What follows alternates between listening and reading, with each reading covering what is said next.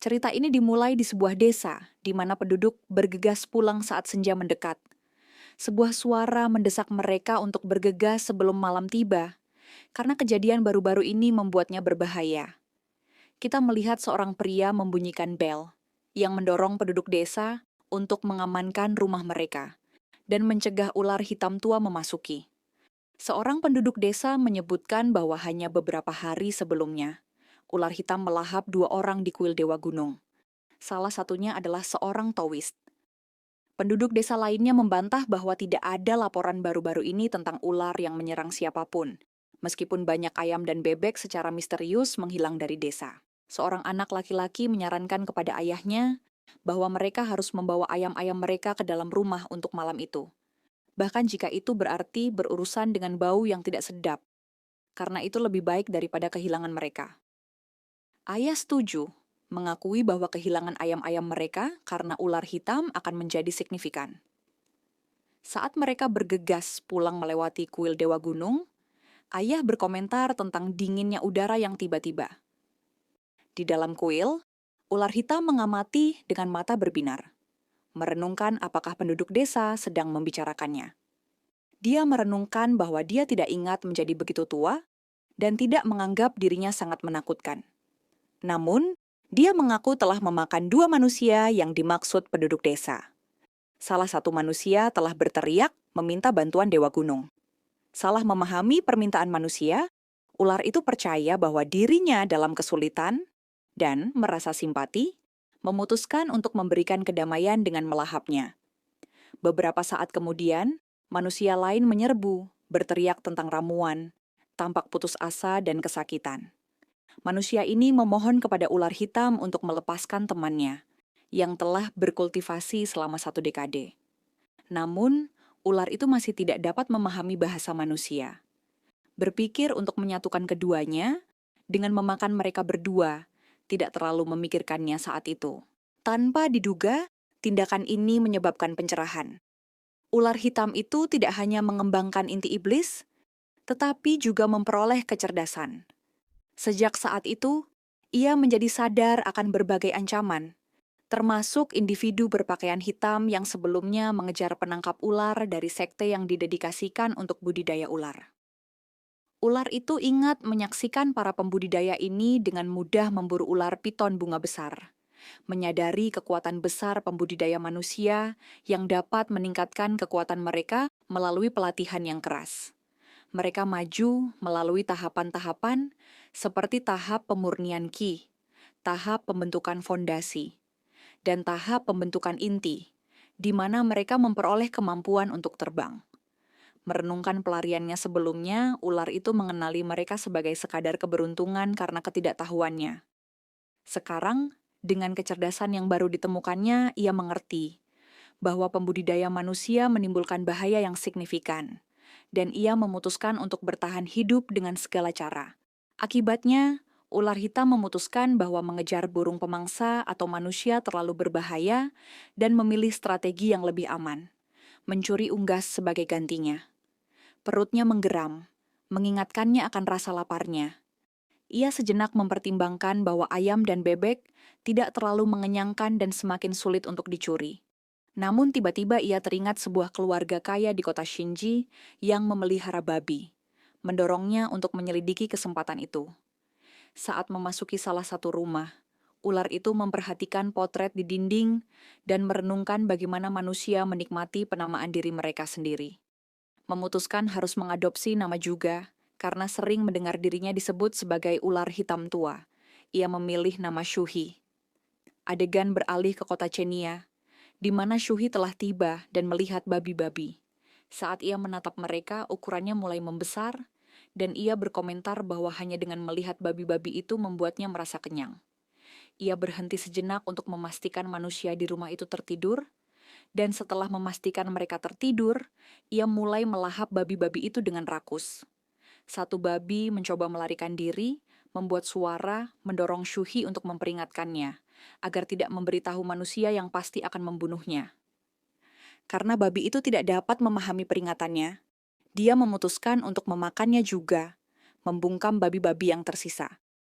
Sesudahnya, Shuhi bersendawa, menyatakan dirinya kenyang, tetapi tampaknya dia telah makan dalam jumlah yang signifikan. Dia memilih untuk beristirahat sejenak, karena masih tengah malam dan beberapa jam akan berlalu sebelum manusia terbangun. Dia memilih untuk meluangkan waktu untuk mencerna sebelum pergi.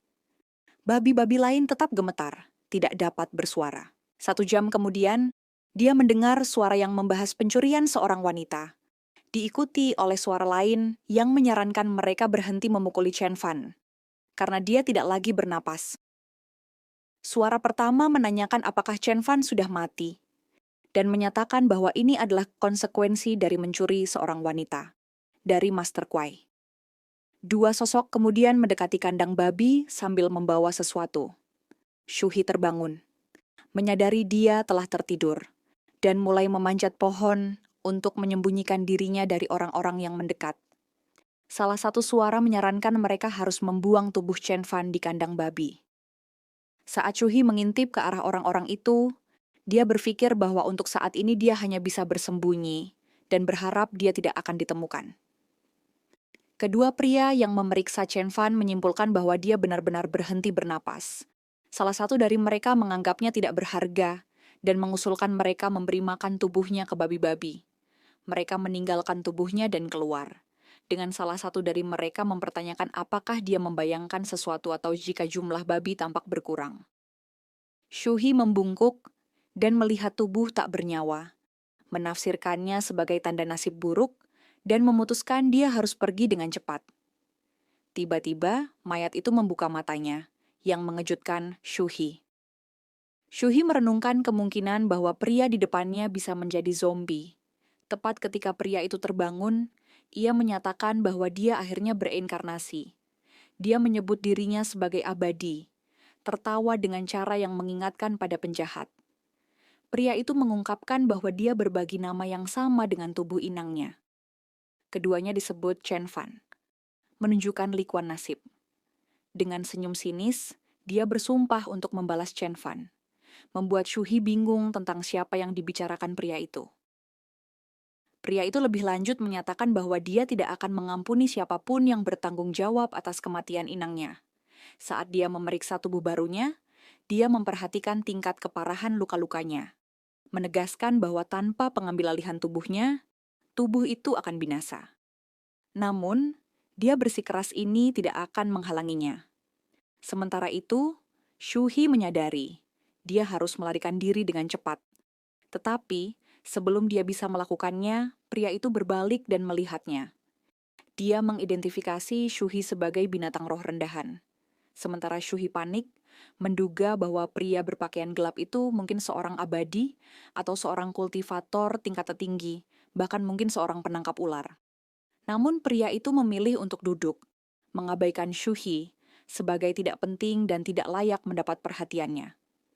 Salah mengartikan tindakan ini, Shuhi takut bahwa pria itu bersiap untuk menangkapnya.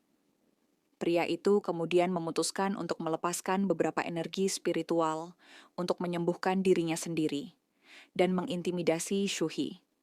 Ia melepaskan energi seperti naga yang kuat, yang terwujud sebagai patung batu. Dia mengungkapkan keterkejutan pada Dewa Iblis Cauldron, harta karun tertinggi dari ras iblis, yang bereinkarnasi dengan kesadaran ilahinya. Sementara itu, Shuhi tetap tidak menyadari sifat sebenarnya dari situasi tersebut, secara keliru percaya bahwa pria itu sedang mengucapkan mantra mematikan terhadapnya karena pencurian babi sebelumnya. Di saat tertekan, dia merenungkan kemungkinan mengusir babi-babi itu, tetapi mengingat beberapa jam telah berlalu, dia menyadari bahwa dia telah mencerna sebagian besar dari mereka. Saat pria itu mendekati puncak mantra penyembuhannya, Shuhi menemukan dirinya kehilangan tindakan. Akhirnya, dia memutuskan dia tidak punya alternatif selain menyerang pria itu, memangsa, dan memakan habis seluruh tubuhnya. Setelah menelan lelaki itu, Shuhi mengerti bahwa dia tidak bisa bersantai dulu, dan memutuskan untuk segera pergi, sambil menyatakan bahwa tempat ini tidak aman lagi. Saat dia keluar, kita melihat sekilas lelaki di dalam perut Shuhi. Lelaki itu mencemoohnya dan menegaskan bahwa seekor binatang roh berani menghadapi makhluk abadi seperti dia, yang menunjukkan kurangnya kemampuan untuk mempertahankan diri. Dia mengumpulkan energi roh di tinjunya, menyatakan bahwa dia telah menawarkan binatang itu kesempatan untuk melarikan diri, tetapi karena binatang itu memilih untuk menyerang, itu secara efektif mengundang kehancurannya sendiri. Dia memberikan pukulan kuat ke perut Shuhi, yang menyebabkan dia berteriak kesakitan saat darah tumpah dari mulutnya. Setelah ini, pria itu melakukan tendangan keras ke perut Shuhi. Namun Shuhi mengingatkan dirinya sendiri untuk tetap tenang, mengetahui dia masih memiliki inti iblisnya. Namun, pria itu telah menemukannya dan bersiap untuk menyerang. Shuhi memohon padanya dengan menekankan bahwa inti adalah garis hidupnya, tetapi pria itu menghancurkannya, memerintahkannya untuk binasa. Kehancuran tiba-tiba intinya menyelimuti Shuhi dengan rasa sakit yang luar biasa, yang menyebabkan dia menggeliat kesakitan. Dengan cabang pohon menusuk mulutnya. Dia meratap bahwa seluruh tubuhnya sakit dan mempertanyakan apakah dia sedang sekarat. Akhirnya pingsan dalam keadaan tak bernyawa, mengungkapkan keengganannya untuk menerima nasib ini.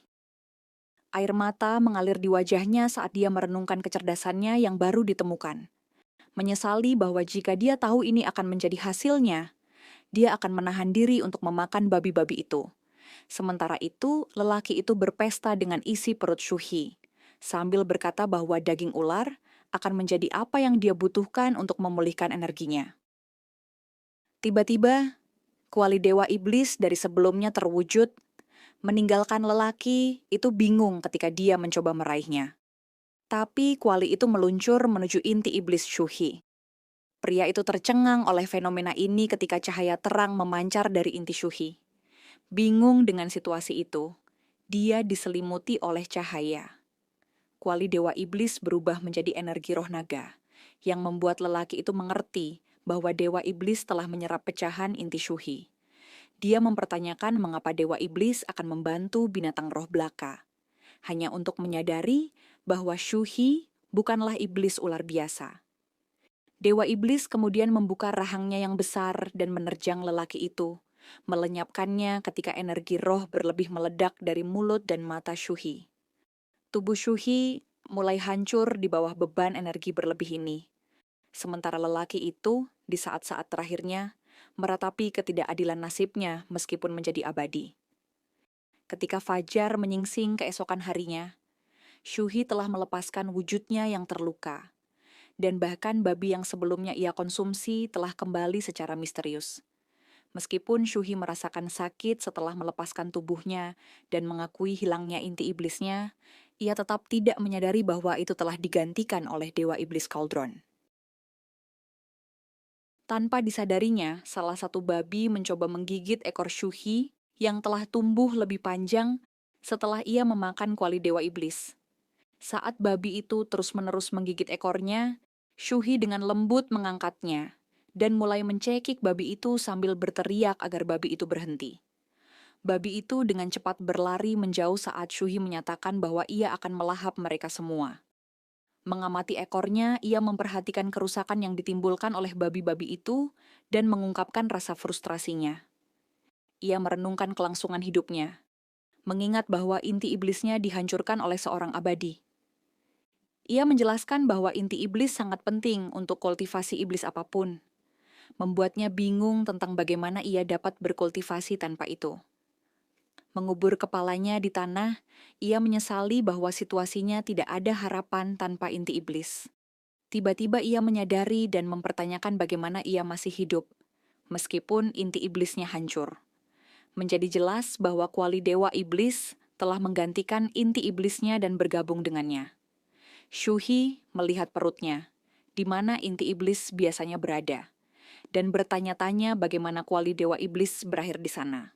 Berspekulasi bahwa itu mungkin telah menyelamatkan hidupnya dengan mengganti intinya.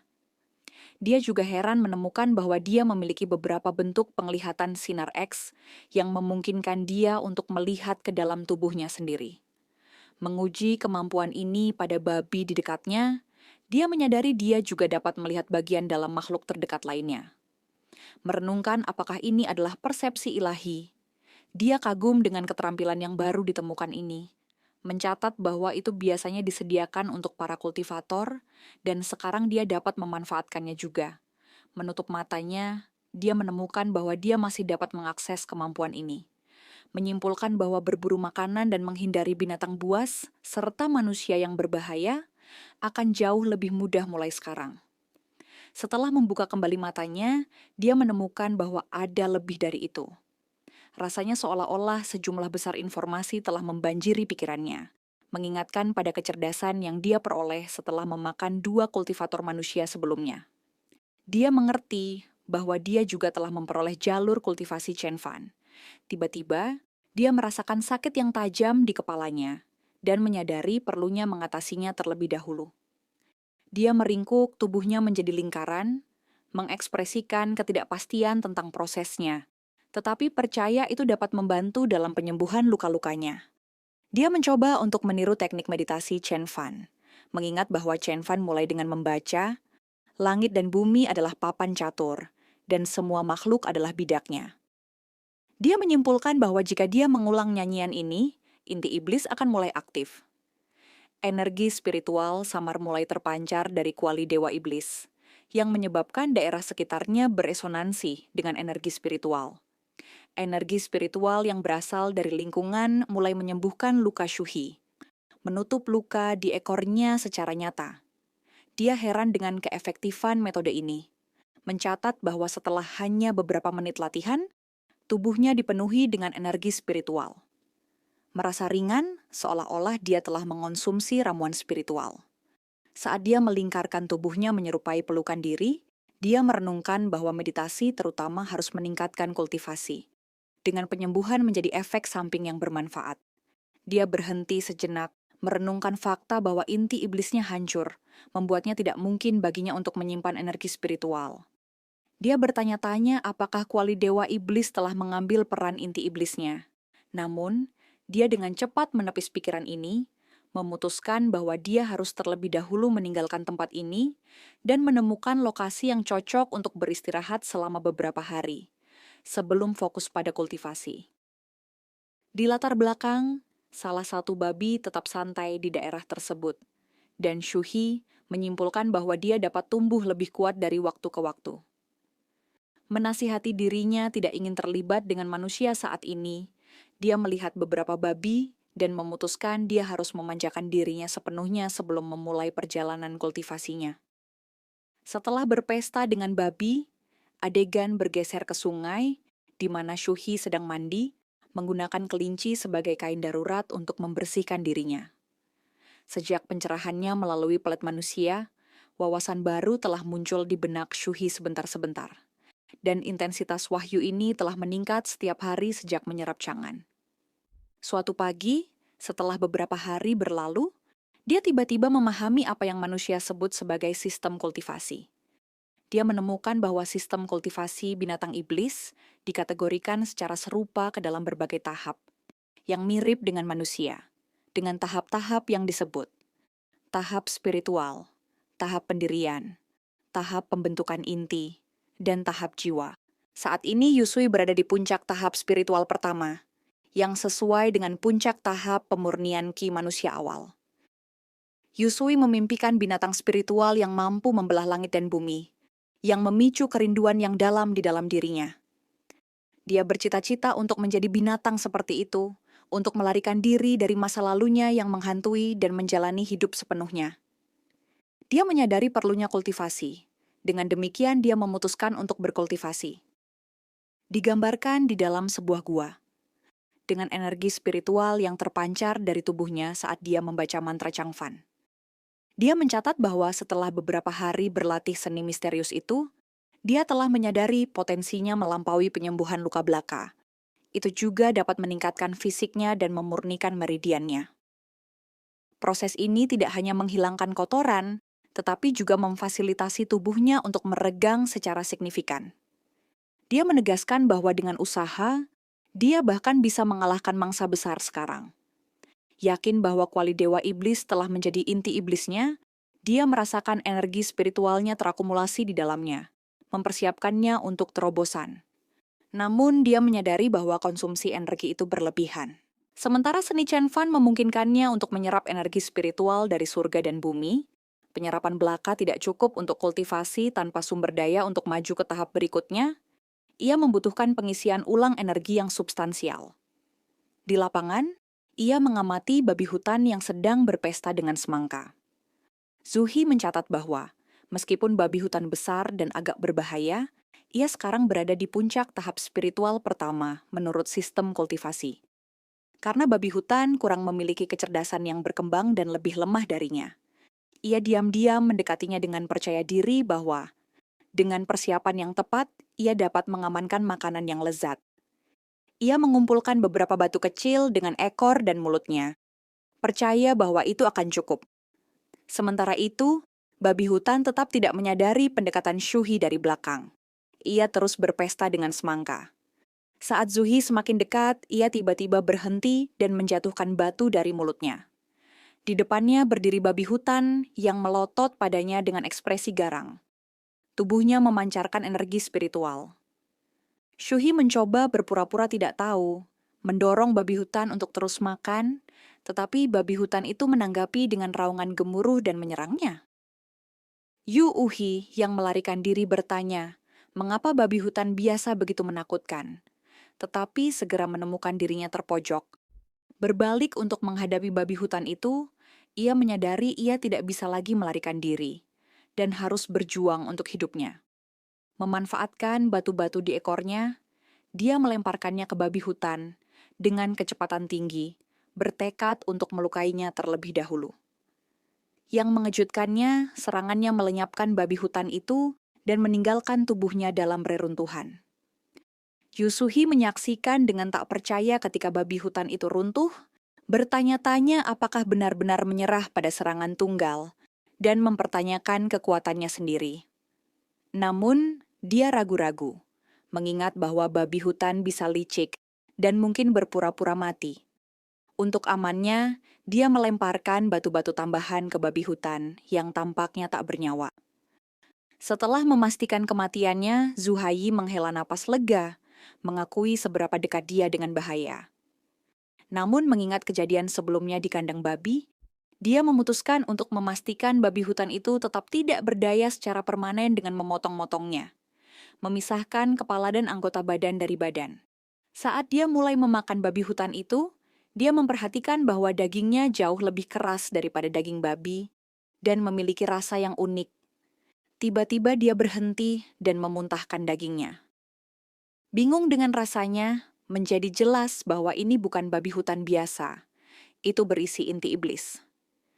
Dia menyadari bahwa babi hutan sebenarnya adalah iblis babi yang cukup meresahkan. Dia menjelaskan bahwa inti iblis mengandung energi spiritual yang keras dan tidak dapat dikonsumsi mentah-mentah. Jika tidak, tubuh akan meledak yang menyebabkan kematian. Dia mencatat bahwa untuk menyerap inti iblis, seseorang harus memurnikannya menjadi pil. Tapi dia tidak memiliki pengetahuan untuk melakukannya. Tiba-tiba dia berhenti merenungkan bahwa di alam liar binatang seperti harimau memakan mangsanya, termasuk tubuh dan intinya. Ini menimbulkan pertanyaan, apakah mereka akan meledak karena memakan inti iblis mentah? Jika demikian, mereka pasti sudah punah sejak lama. Ekspresi Yusuhi cerah saat dia menyadari bahwa pemahamannya berasal dari manusia, yang menyiratkan bahwa dia mungkin dapat memakan inti iblis mentah karena fisiologi manusia dan binatang berbeda secara mendasar. Dia kemudian membuka mulutnya lebar-lebar, mencoba menelan inti iblis. Karena perbedaan ukuran, dia berjuang sejenak sebelum berhasil memakannya. Hampir seketika, cahaya terang terpancar dari perutnya, dan dia berseru bahwa itu menjadi panas. Kuali dewa iblis di dalam dirinya mulai menyerap inti yang dengan cepat terisi. Dia merasakan gelombang energi spiritual yang luar biasa dan berteriak bahwa dia menerobos, berhasil mencapai tahap spiritual kedua. Tubuhnya ditutupi sisik berduri, dan dia kagum bagaimana dua sisiknya berubah menjadi emas. Menguji kekuatan mereka di batu terdekat, dia menghancurkannya dengan satu pukulan, terkagum-kagum dengan kualitas sisiknya yang seperti besi. Tiba-tiba, sesuatu menarik perhatiannya. Dan saat dia berbalik, tiba-tiba sesuatu menarik perhatiannya. Dan saat dia berbalik, dia melihat sosok manusia yang memegang senjata, yang menyebabkan dia berkeringat. Bocah itu mengangkat senjatanya, mengarahkannya ke Shuhei. Shuhei mengamati bocah itu, merenungkan niat bocah itu, mempertanyakan apakah dia akan diserang dan apakah bocah itu memiliki kemampuan seorang kultivator. Gambaran sekilas Chen Fan melintasi pikirannya yang membuatnya bertanya-tanya apakah bocah itu memiliki kesamaan dengan Chen Fan. Saat bocah itu mencoba menusuk Shuhei, Shuhei secara naluriah mengadopsi posisi bertahan, merasakan bahaya yang akan terjadi. Dengan gerakan cepat ekornya, dia menghancurkan senjata bocah itu. Shuhei memanfaatkan kesempatan untuk melarikan diri, sambil bergumam bahwa manusia cukup menakutkan dan dia harus melarikan diri sebelum teman-teman bocah itu tiba. Sementara itu, bocah itu menghela napas lega karena nyaris menghindari situasi berbahaya. Dia memanggil ayahnya, memberitahunya bahwa ular hitam telah membunuh dan memakan binatang babi iblis yang bertanggung jawab atas kematian ibunya, dan menambahkan bahwa ular hitam tua itu menyelamatkan hidupnya. Ayahnya dengan bingung bertanya tentang situasi tersebut. Adegan beralih ke hutan, tempat Shuhei menavigasi tangga yang terjal. Shuhei kemudian berhenti, menyadari bahwa tidak ada yang mengejarnya. Dia merenungkan sifat anak laki-laki itu yang tidak biasa, dan curiga bahwa dia bukan anak biasa. Saat dia terus menaiki tangga, dia mempertanyakan apakah dia bereaksi berlebihan.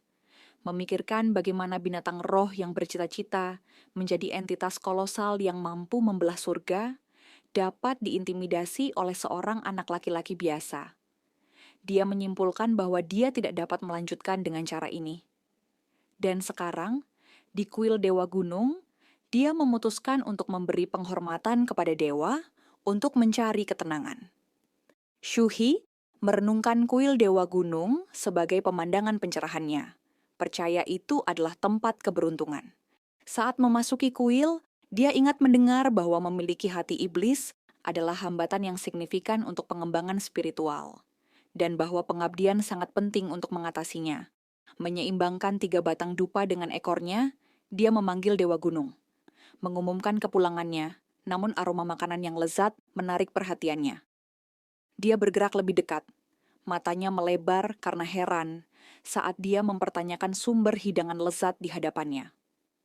Menyadari itu adalah persembahan untuk Dewa Gunung, dia beralasan bahwa dewa tidak ingin makanan terbuang sia-sia. Oleh karena itu, dia memutuskan untuk membantu Dewa Gunung dengan mencicipi persembahan terlebih dahulu, berjanji untuk menyembah setelahnya. Percaya ini akan membuat pengabdiannya lebih tulus. Setelah menyelesaikan makanannya, Shuhei mulai berdoa kepada Dewa Gunung, meminta berkah untuk menyingkirkannya dari hati iblisnya dan untuk berhasil dalam kultivasinya. Dia juga meminta kekuatan dan kehidupan yang baik. Tiba-tiba, sesuatu menarik perhatiannya. Dia berbalik untuk mendengar suara yang menyebutkan seorang gadis dan mempertanyakan kemana dia akan lari. Shuhei menyadari seseorang mendekati kuil, disertai dengan teriakan minta tolong. Seorang wanita bergegas ke kuil, dikejar oleh beberapa individu. Salah satu pengejar memerintahkan pengikutnya untuk menunggu di luar, mengungkapkan niatnya untuk bersenang-senang dengan gadis itu, yang mereka tanggapi dengan memanggilnya sebagai Master Ko. Sementara itu, Shuhei bersembunyi di balik Dewa Gunung. Merasa terjebak, dia menggunakan penglihatan sinar X untuk memeriksa struktur kuil, menemukan ada hanya satu pintu keluar yang membuat pelarian tanpa deteksi menjadi mustahil.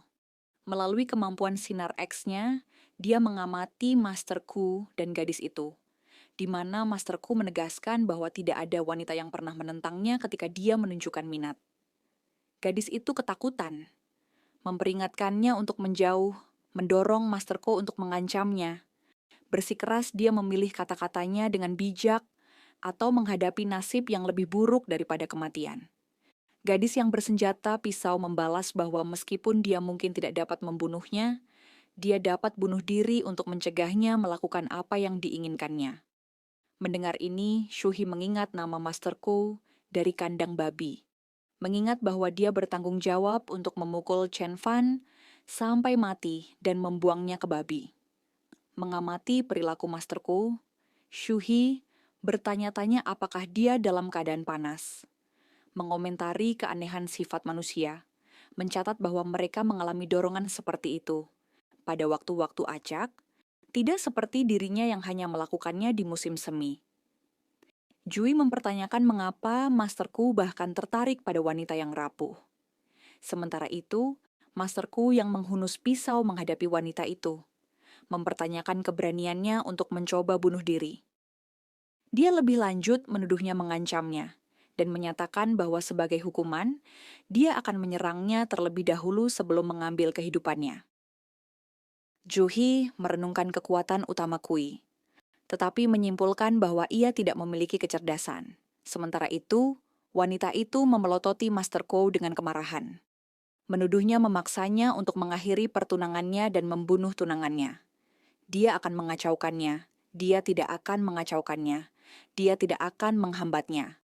Ku dan wanita itu hanya terlibat dalam perselisihan kecil. Ia berpikir bahwa jika konflik tidak terkait dengan makanan, maka kekerasan sama sekali tidak beralasan. Ia menunjukkan bahwa Dewa Gunung harus memberkati mereka, dan bahwa mereka harus pergi begitu saja setelah itu, membuat tuan yang terjadi pada doa-doa itu. Di baliknya, Kou berseru, menuntut untuk mengetahui siapa yang disembunyikan di belakang Dewa Gunung. Sementara wanita itu bergegas ke arah patung, percaya bahwa itu Dewa Gunung telah hidup kembali. Dia berlutut di hadapannya sambil berdoa, memohon keselamatan, yang membuatnya heran. Yui menampakkan diri, dan penampilannya sebagai ular hitam yang mengancam, mendorong wanita itu berteriak ketakutan, berseru bahwa seekor binatang roh telah muncul. Tuan Kou yang bingung bertanya kepada wanita itu di mana binatang roh itu berada. Tetapi dalam kepanikannya, dia secara tidak sengaja bertabrakan dengan pisau Tuan Kowi, yang mengakibatkan dia menusuknya. Tuan Kou terkesiap ngeri, menyadari dia tidak bermaksud menyakitinya. Mendengar teriakannya, para antek yang menunggu di luar bergegas ke kuil, menanyakan keributan itu. Seorang antek bertanya kepada Tuan Kou apakah dia sudah bersenang-senang. Tetapi Tuan Kou berteriak kembali bahwa seekor binatang roh hadir di kuil. Saat mereka mulai mencari makhluk itu, Tuan Ki berteriak pada binatang roh itu, menuduhnya merusak kesenangannya dan menuntut agar dia segera pergi. Dia menyatakan dirinya sebagai murid luar dari sekte penangkap ular, yang menyebabkan Shuhi berkeringat. Karena tidak menerima tanggapan dari Zuhi, Tuan Kou memerintahkan para anteknya untuk memeriksa di belakang Dewa Gunung, yang dengan mudah mereka setujui. Mereka dengan hati-hati mendekati patung itu dengan senjata di tangan, dan memanggil Zuhi untuk mengungkapkan dirinya. Sementara itu, Yuhi dalam keadaan panik, takut akan keselamatannya, memutuskan untuk bertarung daripada menunggu nasibnya. Dia memperlihatkan dirinya dengan ekspresi garang, memamerkan taringnya yang tajam. Para minion mundur ketakutan, berseru bahwa dia adalah binatang roh ular. Sementara Master Kou, yang mengintai di latar belakang, mendesak para minionnya untuk tidak takut pada makhluk sekecil itu. Dia mulai mengumpulkan energi spiritual di telapak tangannya, memerintahkan para minionnya untuk menahan Shuhi saat dia bersiap untuk melepaskan telapak tangan pemisah udara penangkap ular, teknik yang membutuhkan waktu untuk mengumpulkan energi. Dimotivasi oleh janji hadiah besar dari Masterku karena membunuh binatang roh ular, para minion menyerang Jui, percaya bahwa Masterku adalah musuh terkuat. Yusuhi memutuskan untuk melenyapkan semua minion sebelum dia dapat menyelesaikan pengumpulan energinya. Berpikir ini adalah satu-satunya kesempatannya untuk menang. Dengan ayunan ekornya yang kuat, Shuhi menghantam para bawahan dan menyingkirkan mereka dengan mudah hanya dalam satu pukulan. Dia terkejut dengan kelemahan mereka, sementara Master Q menyaksikan dengan ngeri, memandang Shuhi sebagai sosok mengerikan yang memancarkan aura kematian yang gelap. Dikuasai oleh ketakutan, Master Q berbalik melarikan diri sambil berteriak bahwa ia akan memberitahu para penangkap ular yang membuat Shuhi semakin terkejut. Shuhi bertanya-tanya mengapa Master Q melarikan diri alih-alih menyelesaikan pengumpulan energinya. Master Q memperingatkan bahwa pemimpin para penangkap ular akan mengubah Shuhi menjadi pil. Hal itu membuat Shuhi menyadari bahwa dia tidak bisa membiarkan Master Q lolos. Dengan ayunan cepat ekornya, dia memberikan pukulan fatal kepada Master Q, membunuhnya seketika. Shuhi menghela napas lega, bersyukur bahwa Master Q memilih untuk melarikan diri daripada menyelesaikan pengumpulan spiritualnya. Shuhi mulai merenung, apakah pencuriannya terhadap persembahan untuk Dewa Gunung telah menyebabkan kesulitan yang ia alami sekarang. Dia bertanya-tanya apakah Dewa Gunung marah padanya, yang mendorongnya untuk memberikan persembahan dalam bentuk tubuh Master Q dan para pengikutnya yang telah mati. Dengan batang dupa yang dipegang oleh ekornya, dia mempersembahkan tubuh-tubuh itu sambil memohon agar Dewa Gunung menerimanya dan meredakan amarahnya.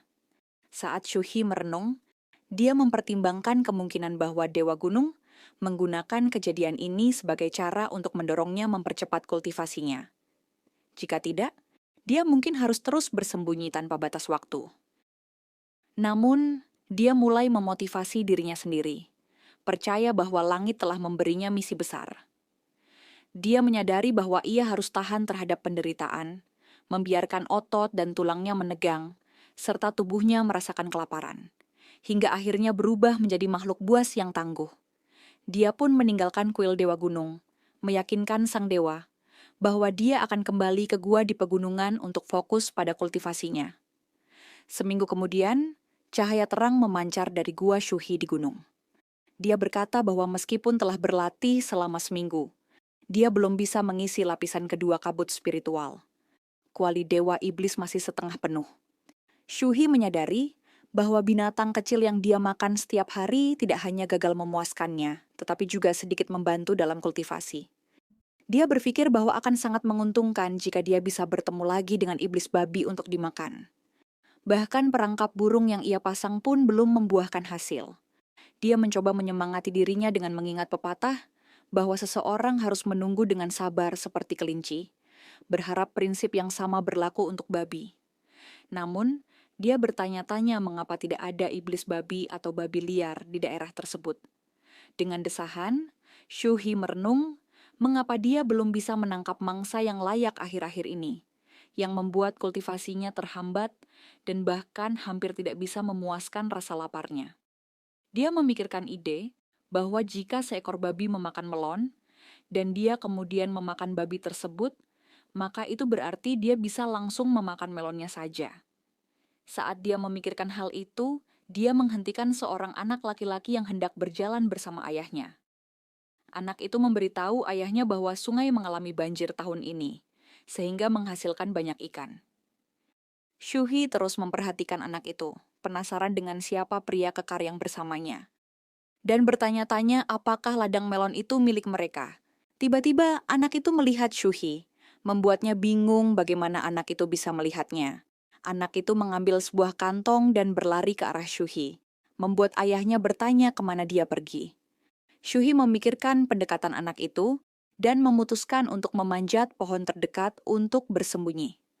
Saat anak itu tiba, dia meletakkan kantong itu sambil berkata bahwa dia akan meninggalkannya di sana. Sementara itu, Shuhi penasaran dengan tindakan anak itu, menyaksikan saat dia berlari pergi. Anak itu berteriak kepada Shuhi, memberitahunya bahwa ikan di dalam kantong adalah hadiah untuknya, dan memintanya turun dan memakannya. Shuhi turun dari pohon sambil menelan ludah, bertanya-tanya apakah anak itu benar-benar ingin berbagi ikan dengannya. Ketika melihat ikan-ikan itu, Shuhi mulai curiga apakah anak itu ingin meracuninya, mengklaim bahwa dia tidak bodoh. Namun, karena ikan-ikan itu masih hidup dan menggeliat, dia memutuskan untuk mencoba satu untuk memastikan tidak beracun. Dia mencicipi seekor ikan dan berkata bahwa rasanya lumayan enak, lalu mulai memakannya lebih banyak. Saat anak itu kembali, dia bergumam bahwa ular hitam tua itu senang makan ikan. Tiba-tiba, terdengar suara memanggilnya, dan anak itu mendongak, melihat seorang pria tinggi dengan wajah sebagian besar tertutup pakaian. Pria itu bertanya apakah dia telah melihat ular hitam tua baru-baru ini. Melihat lempeng emas di pinggang pria itu, anak itu sadar bahwa mereka adalah penangkap ular dari sekte penangkap ular yang datang untuk menangkap ular hitam tua itu. Para anggota sekte penangkap ular datang untuk menangkap ular hitam tua. Seorang pria bertanya lagi kepada seorang anak laki-laki tentang keberadaan ular itu.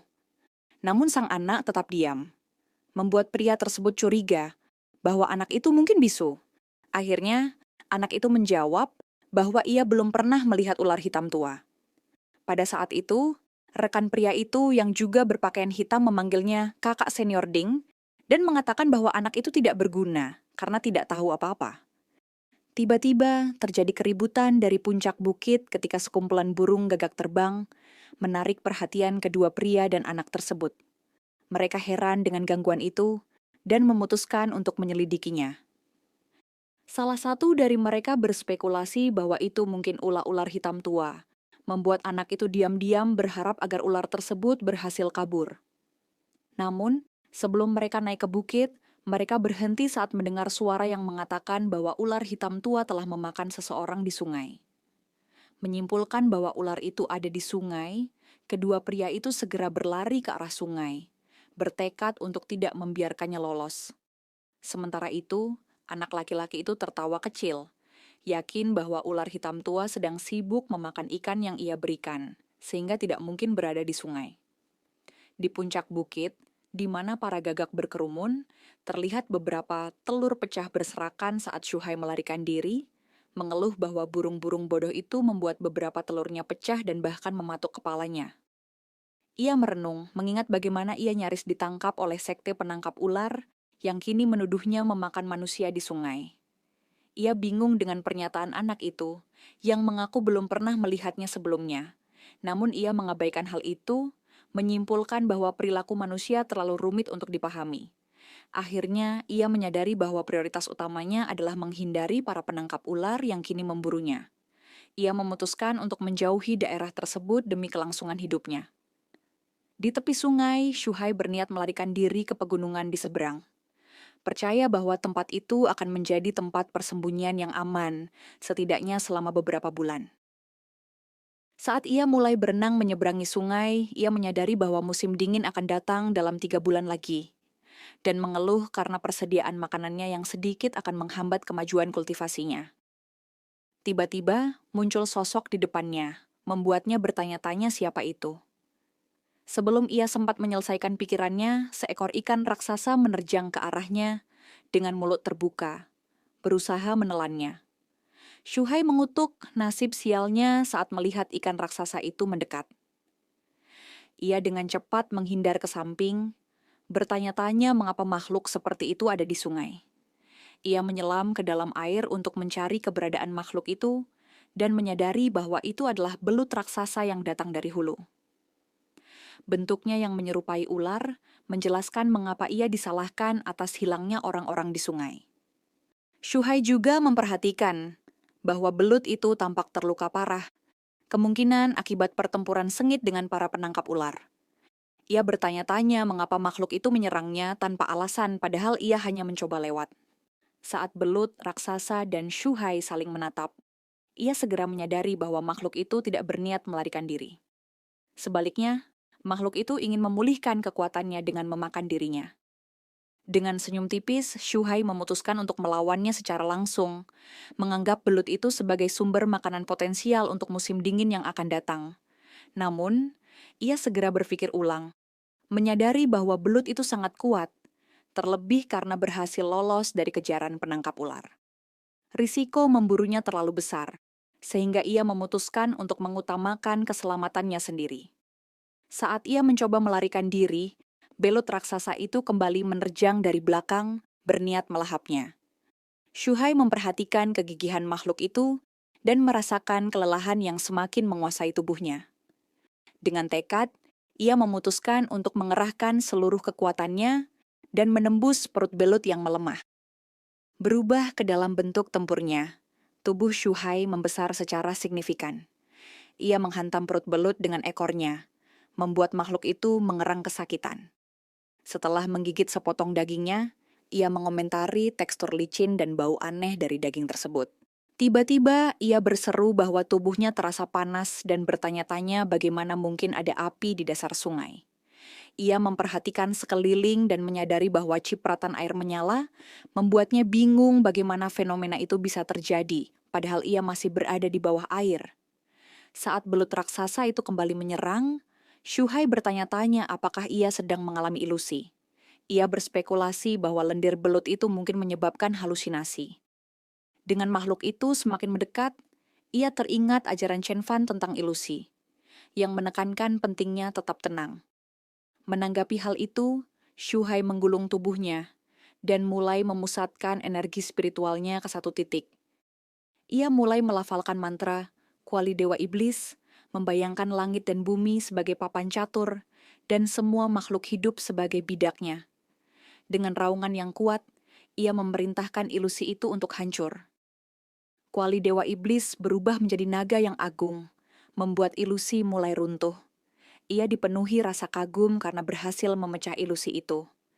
Namun, ia segera menyadari bahwa belut raksasa hanya beberapa inci dari mulutnya, siap melahapnya.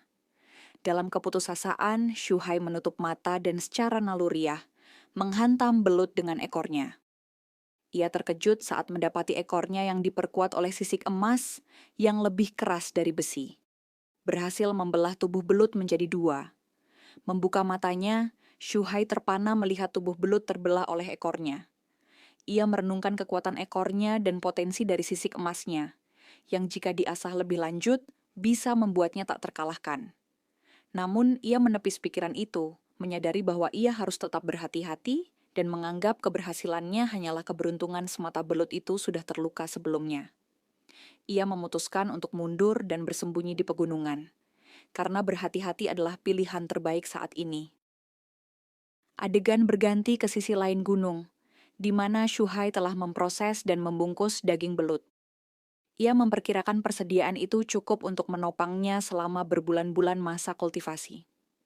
Dengan inti iblis, Demon Core, di tangannya, ia yakin bisa naik ke tahap spiritual ketiga. Ia juga menemukan plat emas di tubuh belut dan berspekulasi bahwa mungkin mangsa terakhir belut itu adalah penangkap ular dari sungai. Ia menundukkan kepala sebagai bentuk penghormatan kepada belut tersebut, mengakui bahwa belut itu telah membantunya mengalahkan musuh-musuhnya. Ia menyatakan bahwa belut tidak seharusnya membencinya, karena semua yang terjadi adalah bagian dari hukum alam. Ia berjanji akan memanfaatkan seluruh bagian tubuh belut, agar pengorbanannya tidak sia-sia, termasuk inti iblisnya. Namun, saat ia mencoba menelan inti tersebut, ia menyadari ukurannya terlalu besar. Shu Hai lalu sadar bahwa para penangkap ular akan segera tiba, sehingga ia memutuskan untuk melarikan diri. Ia mengikat daging belut di ekornya dan menggigit inti iblis itu, berniat untuk memurnikannya nanti di gunung. Tiba-tiba, para penangkap ular muncul di lokasi dan menyatakan bahwa mereka kini memahami situasinya. Mereka awalnya bingung, bagaimana ular hitam tua bisa melarikan diri begitu cepat di air. Mereka menyimpulkan bahwa makhluk air yang menyerang seseorang di sungai bukanlah ular hitam tua. Justru, ular hitam tualah yang melawan dan mengalahkan makhluk air itu. Salah satu dari mereka menyarankan untuk mengejar ular hitam tua. Tapi yang lain memperingatkan bahwa pegunungan di depan adalah wilayah beruang besi, binatang buas yang berada di puncak tahap spiritual ketiga. Mereka tidak boleh meremehkannya. Selain itu, pegunungan itu sangat luas dan hutannya lebat, sehingga mereka mungkin tidak akan menemukan ular hitam tua selama berbulan-bulan, dan malah bisa berhadapan dengan beruang besi. Penangkap ular kedua bertanya apakah kakak senior Ding tahu bahwa ular hitam tua baru-baru ini memakan seorang alkemis dan manusia yang telah bertahun-tahun berkultivasi. Ini berarti bahwa khasiat manusia itu kemungkinan masih tersimpan dalam tubuh ular hitam tua. Sebuah kesempatan langka bagi kakak senior Ding yang terjebak di tahap penyempurnaan Qi ketiga. Namun sebelum pembahasan berlanjut, kakak senior Ding memperingatkan bahwa akan terlalu berisiko jika hanya mereka berdua yang masuk ke pegunungan sekarang. Mereka kemungkinan akan mengalami kerugian besar. Mereka pun memutuskan untuk menunggu hingga gunung tertutup salju, saat beruang, ular, dan binatang lainnya masuk masa hibernasi. Baru kemudian mereka akan melancarkan ekspedisi berikutnya. Sementara itu, Shu Hai telah menemukan sebuah gua dan menikmati kenyamanannya. Ia menyebut tempat itu hangat dan menyenangkan, berencana untuk bersembunyi di sana selama beberapa bulan. Ia bahkan telah menggantung dagingnya di pintu masuk, menyatakan bahwa ia akan mulai berkultivasi setelah beristirahat. 2 bulan berlalu, di tengah badai salju tebal. Terdengar suara Shu Hai yang mengungkapkan keterkejutannya. Ia merasa ternyata jauh lebih sulit untuk naik dari tingkat kedua ke tingkat ketiga kultivasi spiritual dibandingkan saat pertama kali menembus batas di awal. Sambil memperhatikan ekornya, Shuhi menyebutkan bahwa ia telah berhasil menyempurnakan inti iblis, darah dan daging dari belut yang ia buru. Meski telah bermeditasi selama beberapa hari, ia masih belum mampu menembus ke tingkat selanjutnya. Meski begitu, ada sedikit pencapaian yang ia rasakan. 3 sisik emas tambahan muncul di ekornya. Dengan kemampuan tembus pandangnya, ia memeriksa tungku iblis di hadapannya yang kini dipenuhi energi spiritual. Itu pertanda dirinya sudah berada di puncak tingkat kedua. Shuhi percaya, jika kesempatan yang tepat datang, ia akan mampu menembus ke tingkat ketiga. Adegan pun berganti. Shuhi kini berada di luar, di tengah hutan bersalju. Ia sedang berusaha memindahkan sisa daging buruannya, sambil mengeluh tubuhnya mulai kaku dan persediaan daging belutnya hampir habis. Ia menyimpulkan, satu-satunya pilihan yang tersisa adalah berhibernasi, hingga musim semi tiba. Baru kemudian keluar dari pegunungan untuk mencari bahan kultivasi. Di sisi lain, sekelompok penangkap ular tengah berbicara dengan para penduduk desa di pegunungan. Mereka menawarkan koin emas bagi siapa saja yang membantu menemukan jejak ular hitam tua. Seorang penduduk desa meyakinkan para penangkap ular bahwa mereka ahli dalam urusan ini. Bahkan desa mereka dikenal sebagai desa ular. Mereka juga membawa 2 anjing pemburu yang dilatih khusus untuk mencium bau ular. Para penangkap ular menyuruh mereka segera memulai pencarian. Seorang penduduk desa mengeluhkan kesombongan para penangkap ular itu. Namun yang lain membela, mengatakan bahwa mereka memang memiliki kemampuan dan layak mendapat bayaran. Ia bercerita, anaknya yang bernama Xiao Nui sangat gemar membaca, dan selama ini hanya memiliki buku bekas lusuh yang dijaga bagai harta karun.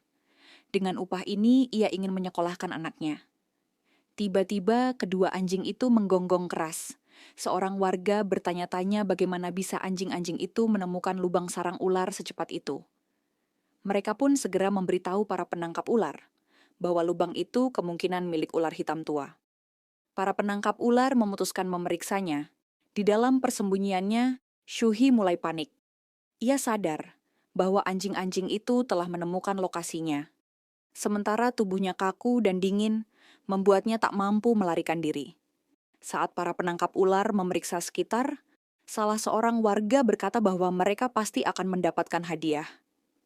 Namun, para penangkap ular justru mengatakan bahwa bau yang dicium anjing itu adalah milik beruang besi gunung. Warga desa protes karena anjing-anjing itu tak pernah keliru. Tapi para penangkap ular mengabaikan, seakan meremehkan kemampuan mereka. Mereka lalu menemukan sebuah lubang besar, menyerupai gua yang konon adalah sarang beruang besi. Para penangkap ular menyuruh warga desa masuk dan mencarinya di sana. Sementara itu, Shuhi menarik napas lega. Dalam hati, ia memuji kecerdikannya yang menutupi pintu sarangnya dengan batu dan ranting, serta menggunakan kotoran untuk menyamarkan aroma tubuhnya. Ia menganggap dirinya cukup beruntung kali ini. Di sisi lain, para penangkap ular tetap mengawasi sarang ular itu. Salah satunya berkata bahwa lubang itu memang cukup dalam, jelas ini adalah sarang ular. Itu menandakan mereka sudah benar-benar tahu keberadaan Shuhi. Salah satu penangkap ular berkata, karena tujuan mereka sudah tercapai, maka warga desa itu tidak lagi berguna. Semakin sedikit yang hidup, semakin sedikit pula bagian yang harus dibagi. Para warga yang berada di depan gua beruang mulai curiga. Tanpa mereka sadari, para penangkap ular memiliki rencana untuk memancing keluar beruang iblis, lalu membiarkannya membantai para warga. Setelah itu, baru mereka akan membunuh beruangnya. Shuhi yang mendengar percakapan itu bergidik. Ia heran kenapa para penangkap ular malah ingin menghabisi teman-temannya sendiri daripada beruang itu. Ia merasa hati manusia memang menakutkan. Tapi ia segera menepis pikirannya, sadar bahwa dirinya masih dalam bahaya, karena ada salah satu penangkap ular yang berdiri tak jauh darinya. Shuhi mulai berpikir, kalau setelah pertempuran melawan beruang iblis, nanti para penangkap ular akan lengah, mungkin saja ia bisa menyantap daging beruang itu dan menerobos ke tingkat ketiga dalam satu langkah. Tapi keraguan mulai menghantuinya, merasa idenya terlalu berisiko. Di saat bersamaan, salah satu penangkap ular diam-diam merencanakan sesuatu. Ia berencana menghabisi rekannya setelah pertempuran. Karena baginya, beruang iblis dan ular hitam tua hanya cukup untuk satu orang menerobos ke tingkat selanjutnya.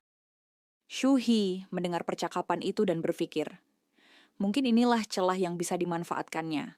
Ia memutuskan tetap tenang, menunggu waktu yang tepat untuk bergerak. Tak lama kemudian, seorang penangkap ular lain kembali, mengabarkan bahwa persiapan memancing keluar beruang iblis sudah selesai. Ia yakin dalam waktu kurang dari 30 menit, beruang itu akan bangun. Benar saja, suara raungan keras menggema dari dalam gua. Para warga panik dan berhamburan, bertanya-tanya kenapa ada beruang di tempat yang katanya sarang ular. Mereka meminta bantuan para penangkap ular. Tapi kedua orang itu hanya berdiri di tempat tinggi, menatap dingin ke arah mereka. Ketika warga memohon, para penangkap ular malah memaki mereka sebagai sampah dan menyuruh mereka mati saja. Saat itulah para warga sadar bahwa mereka telah ditipu, dijadikan umpan untuk menghemat biaya. Seorang warga tak tinggal diam. Ia mengambil busur dan melepaskan anak panah ke arah para penangkap ular. Panah itu tepat mengenai kantong koin salah satu dari mereka, membuat emas dan pil-pil spiritual berhamburan. Shu He yang berada tak jauh dari sana mencium aroma pil kultivasi dan mengenalinya sebagai pil emas. Tanpa pikir panjang, ia segera menggunakan ekornya untuk mengambil salah satu pil itu. Air liurnya hampir menetes karena aroma pil yang begitu menggoda. Sementara itu, salah satu penangkap ular menyadari kantongnya robek dan meminta bantuan temannya mengumpulkan isinya. Tapi temannya justru serakah, mengklaim bahwa barang yang dia ambil adalah miliknya karena keteledoran si pemilik. Di waktu bersamaan, beruang iblis sudah menghabisi hampir semua warga, menyisakan satu orang di mulutnya. Melihat situasi itu, salah satu penangkap ular mulai membaca mantra, lalu mendorong temannya ke arah beruang. Beruang itu meraung dan langsung menerkam orang yang dilempar. Orang itu, yang ternyata seniornya, berteriak menuntut alasan kenapa ia dikhianati. Tapi si pengkhianat, bernama Jiao Wenju, hanya tertawa. Ia mengaku selama ini menunggu momen itu, karena sudah tahu rencana seniornya untuk menghabisinya lebih dulu. Senior itu lalu melepaskan jimat dan membaca mantra, menciptakan ledakan besar yang membakar tubuh beruang itu. Namun, meskipun terbakar, beruang itu masih berdiri makin buas. Jiao Wenju ketakutan dan memutuskan kabur. Sementara itu, Shu He segera menelan pil pengisi qi di tangannya. Ia sadar para penangkap ular sudah mati, dan beruang iblis terluka parah. Inilah saatnya. Ia pun berubah ke wujud pertempurannya, bersiap melancarkan serangan. Dia berubah ke dalam wujud tempurnya dan bersiap melancarkan serangan. Namun, sebelum sempat bergerak, pandangannya tertuju pada dua pil pemulih qi yang tergeletak di atas salju. Ia bertanya-tanya mengapa rasa lapar begitu kuat menghampirinya. Lalu mempertimbangkan apakah menelan dua pil ini, sehingga totalnya menjadi 3, akan benar-benar efektif. Akhirnya, dia memutuskan untuk menyembunyikan salah satu pil di balik giginya, menunggu waktu yang tepat untuk menelannya. Tiba-tiba, sekawanan serigala mulai mengepungnya. Ia menduga aroma darah telah menarik mereka, namun justru menganggap ini sebagai keberuntungan. Setelah menelan pil tadi, ia merasa lapar dan tak ingin memakan sisa jasad para penduduk desa. Hampir secara naluriah, ia menerjang para serigala, membunuh mereka satu persatu dengan gigitan mematikan. Dia memutuskan untuk memuaskan lapar dengan memakan serigala-serigala itu. Meski serigala terus berdatangan, ia tak berhenti membunuh dan melahap mereka. Namun tak lama, dia menyadari ada yang tidak beres. Sebanyak apapun serigala yang dia makan, rasa laparnya tak kunjung reda. Sekawanan serigala yang tersisa mulai mundur ke arah seekor beruang iblis. Dia menduga bahwa kehadiran beruang iblis itulah penyebab rasa laparnya tak bisa terpuaskan. Beruang itu menyadari kawanan serigala mendekat, mulai menyerang mereka dengan cakarnya yang besar. Dari kejauhan, Shu He memperhatikan betapa mengerikannya kekuatan beruang iblis tersebut, bahkan dalam keadaan terluka parah. Dia teringat pertarungan sebelumnya antara beruang iblis itu dan para penangkap ular. Menurutnya, beruang itu berada di puncak level ketiga kultivasi spiritual, sementara dirinya baru di puncak level kedua. Mata Shuhi mulai memerah saat dia berusaha menahan diri, mengingatkan dirinya agar tidak dikalahkan rasa lapar dan mengorbankan segalanya hanya demi sekali santapan. Namun, hasrat lapar itu terus mendesaknya, seolah-olah demon God Cauldron di dalam tubuhnya mendorongnya untuk memakan beruang iblis tersebut. Ia sadar, meskipun level kultivasi beruang itu lebih tinggi, luka-lukanya sangat parah, dan ia tak bisa terus-menerus melarikan diri. Tiba-tiba, beruang iblis itu menyadari keberadaannya. Shuhi bertanya-tanya apakah beruang itu telah mengerahkan seluruh tenaganya untuk melawan serigala-serigala tadi. Ia menenangkan dirinya, yakin bahwa selama dia tetap cerdik dan berhati-hati, peluang untuk menang masih ada. Dalam sekejap, Shuhi menerjang beruang iblis itu. Keduanya sama-sama berniat membunuh dan memakan satu sama lain. Dengan kecerdikannya, Shuhi menyerang mata beruang itu menggunakan ekornya yang kini diperkuat, membuat beruang itu menjerit kesakitan dan melepaskannya. Shuhi menyadari bahwa kekuatan beruang ini jauh lebih dahsyat dibandingkan belut iblis yang pernah ia kalahkan di sungai dulu. Meski telah dibutakan, beruang itu masih memiliki kekuatan luar biasa. Shuhi merasakan tubuhnya mulai melemah. Efek pil, pemulih qi yang ia telan sebelumnya mulai pudar. Sementara hawa dingin semakin menyakitinya. Ia segera menelan pil terakhir yang disembunyikan di mulutnya. Merasakan kekuatannya kembali, lalu bersiap menyerang. Tanpa membuang waktu, ia menerjang, menggigit leher beruang dan membantingnya ke tanah. Meskipun beruang itu sudah buta, kekuatannya tetap mengerikan. Shuhi merasakan tulang-tulangnya retak ketika cakar beruang itu menyentuh tubuhnya. Meski kesakitan, dia tak melepaskan gigitannya. Hingga akhirnya, dengan sekuat tenaga, dia memuntir leher beruang itu sampai patah, mengutuknya agar mati. Namun, beruang itu masih mampu melemparkan tubuh Shuhi. Dia sadar, meski belum mati, luka di lehernya sangat parah dan tinggal menunggu waktu. Shuhi memutuskan menghabisinya dari jarak jauh. Ia sempat berpikir menggunakan batu, seperti saat melawan babi hutan iblis, tapi ragu akan keefektifannya. Akhirnya, dia memilih menggunakan sebatang pohon, diangkat dengan ekornya, lalu dihantamkan ke kepala beruang itu hingga mati seketika. Untuk memastikan beruang itu benar-benar mati, Shuhi menyalurkan energi untuk menyembuhkan diri sambil tetap berjaga. Tiba-tiba, terdengar suara dari kejauhan, para serigala kembali. Ia berteriak mengusir mereka, menyatakan bahwa dialah yang membunuh beruang iblis itu, dan mereka tak berhak merebutnya. Ketika kawanan serigala tak juga mundur, Shuhi menelan pil pemulih qi terakhirnya, dan bersiap menghabisi mereka semua. 2 jam kemudian, saat matahari mulai terbit di atas hutan, Shuhi melangkah menuju jasad beruang iblis, meninggalkan tumpukan mayat serigala di belakangnya. Tubuhnya terluka, tapi ia merasa aman untuk sementara. Ia sadar efek pil tak akan bertahan lama, dan dengan luka separah ini, dia harus segera mencari tempat aman untuk bersembunyi dan memulihkan diri. Jika para penangkap ular kembali, dia pasti celaka. Saat menyeret tubuh beruang iblis, Shuhi melewati jasad para penduduk desa yang bergelimpangan. Dalam hati, ia bertanya-tanya berapa banyak kehidupan manusia yang harus berakhir tragis seperti ini. Langkahnya terhenti ketika matanya menangkap sosok yang dikenalnya, ayah dari anak laki-laki yang dulu pernah membagi ikan dengannya.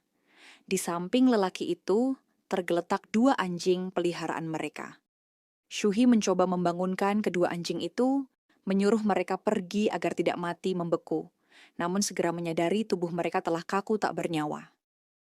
Pemandangan kesetiaan anjing-anjing itu yang tetap setia di sisi tuannya meski telah tiada, menimbulkan gejolak perasaan dalam diri Shuhi. Ia kembali melangkah, merenungi betapa kejamnya dunia ini, di mana hanya yang licik dan kejam yang dapat bertahan. Dia bertekad untuk terus hidup, apapun rintangan yang menghadang. Akhirnya, Shuhi menemukan sebuah gua kecil dengan genangan air di mulutnya, yang cukup untuk menyamarkan pintu masuk.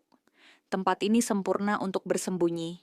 Di dalam, ia mulai memakan tubuh beruang iblis, menyadari bahwa ia harus segera berkultivasi, selagi masih sanggup.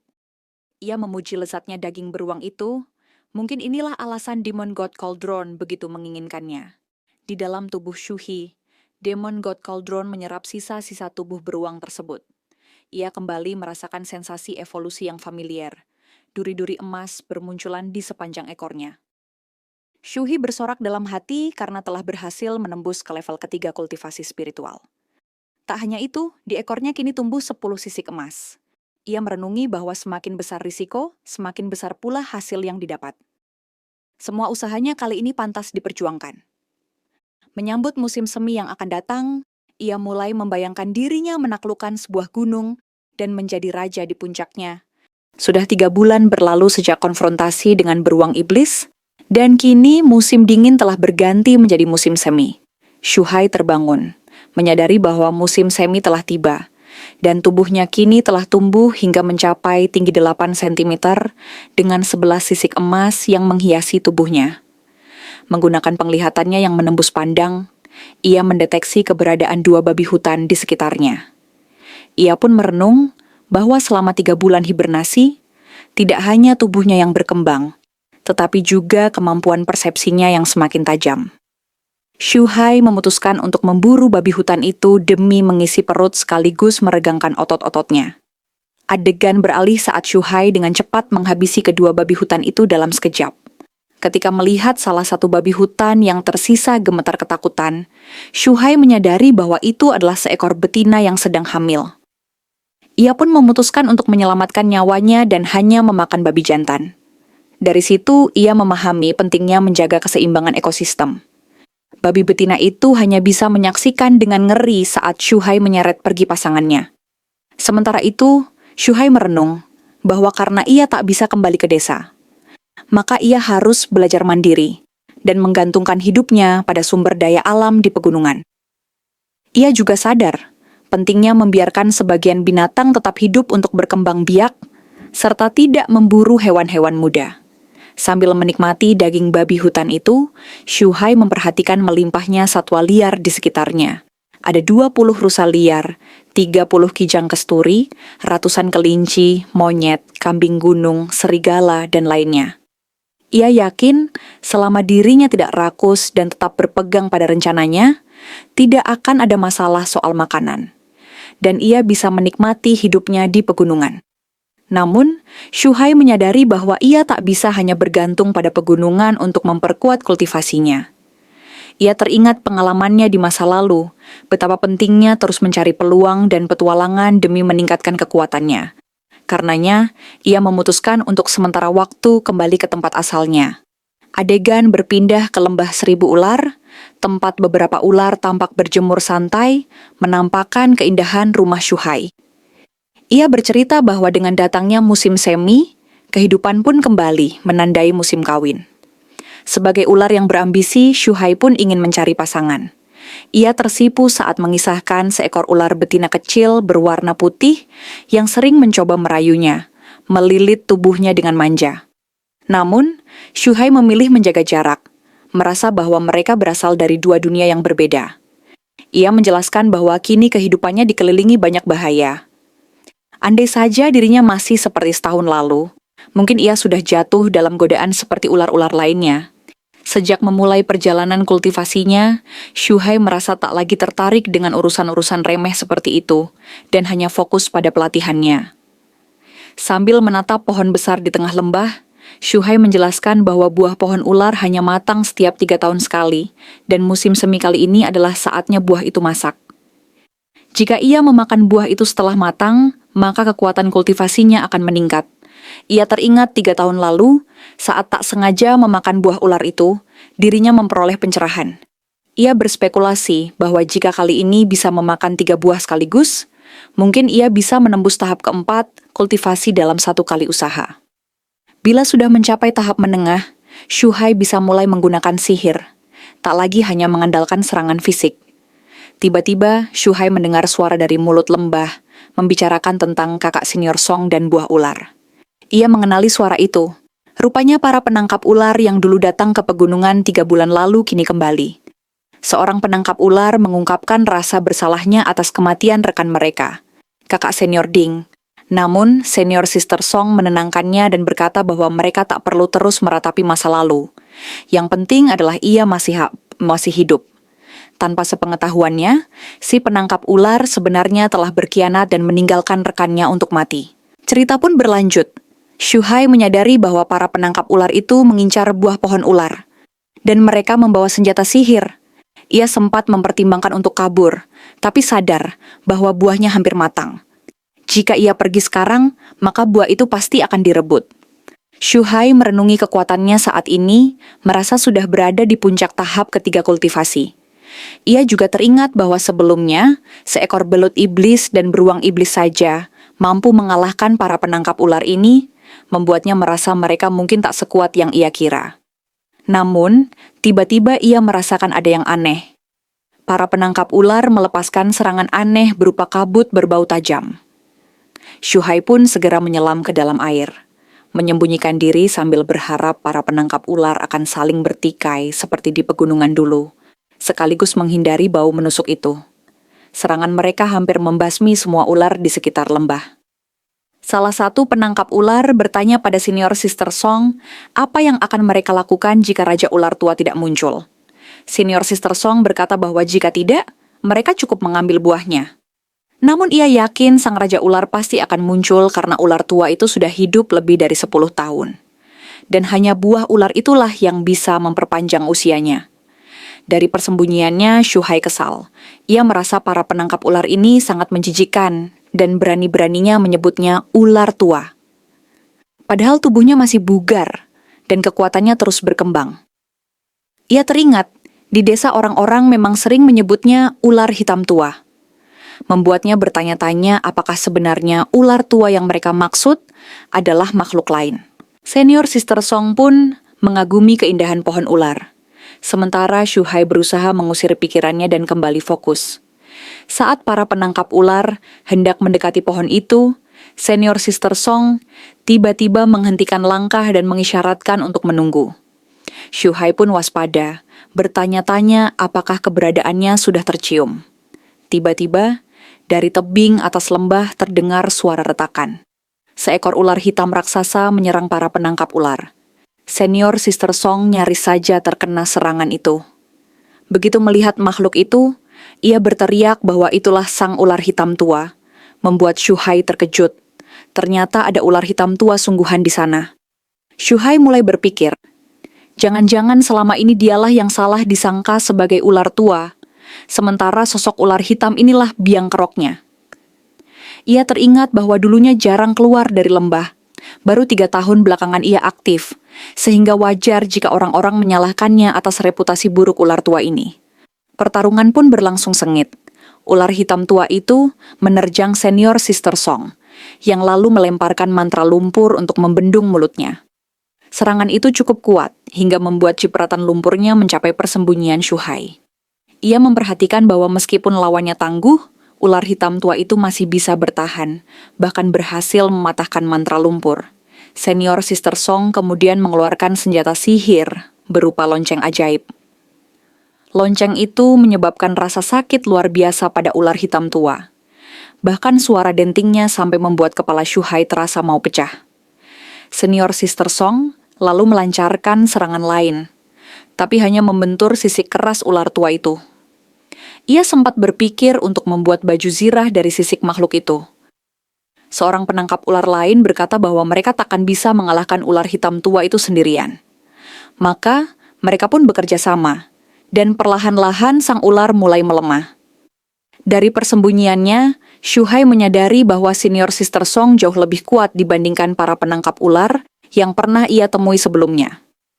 Ketika melihat ular tua itu semakin terdesak, Shu Hai berpikir untuk membantu sebab bagaimanapun mereka sama-sama ular iblis. Tapi ia ragu karena buah ular itu belum matang.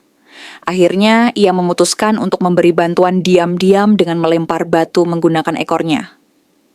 Namun sebelum itu dilakukan, ia melihat seseorang mendekati pohon ular, berusaha mencabutnya.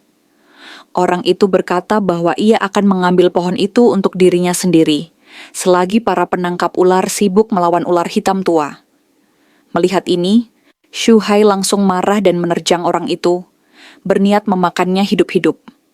Baginya, siapapun yang berani menyentuh akar pohon ular pantas menerima kematian.